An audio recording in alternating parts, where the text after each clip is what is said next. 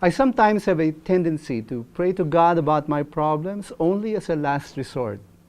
I can be quite busy on a daily basis. I tend to focus on solving problems that come along the way. I take them on, think of solutions to these problems, get those solutions going, and it's done, all in a day's work. But there are days when problems pour like torrential rains, and I'm simply overwhelmed. Then I remember to look up and cry out, "Lord, help me." We experience all sorts of problems and challenges every day. Some challenges are just too big to handle. But I'm sure most of you feel that many of the challenges we encounter are not that insurmountable. In fact, most of them are really very simple, and we've probably gone through them before. Over time, we've figured out ways to solve them all on our own. They're manageable. They are, in a way of speaking, man-sized problems. Sisiw lang, kayang-kaya. They're so manageable that most of the time, we don't even bother to pray to God for help, right?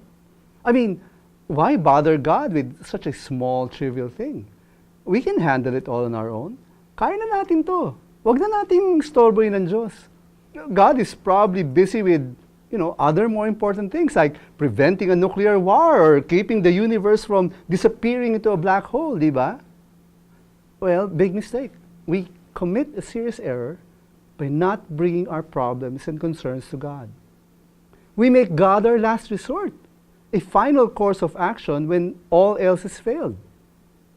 When that small problem you thought you could handle on your own turns out to be way more complicated than you expected, that's when you realize your mistake. You're stumped. You're helpless. You don't know what to do. Well, guess who you will turn to for help? I thought so. Praying to God about our problems, even the smallest ones, does not mean abdicating our responsibilities to take action to resolve them. It is all about acknowledging who God is, as the one who is ultimately in control of every detail of our lives. It is acknowledging that He is interested in what we go through, no matter how small our problems are. We honor God that way. The book of Proverbs reminds us of who God is and why we should acknowledge Him in everything we go through. The fear of the Lord is the beginning of wisdom, and the knowledge of the Holy One is insight. When we realize who God really is, as someone we ought to revere and give our deepest respect, then we begin to become wise. The best insights to solving our problems come when we acknowledge Him at first instance. Then we realize that He's neither too busy to listen to our smallest problems, nor too big to attend to our most trivial concerns. So don't make God your last resort.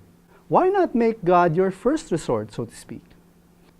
Any issue that comes your way, whether it be small that you already have an answer for it, or so huge you feel so helpless and have no idea how to resolve it, regardless of the size of the problem, why not bring them to God at the onset?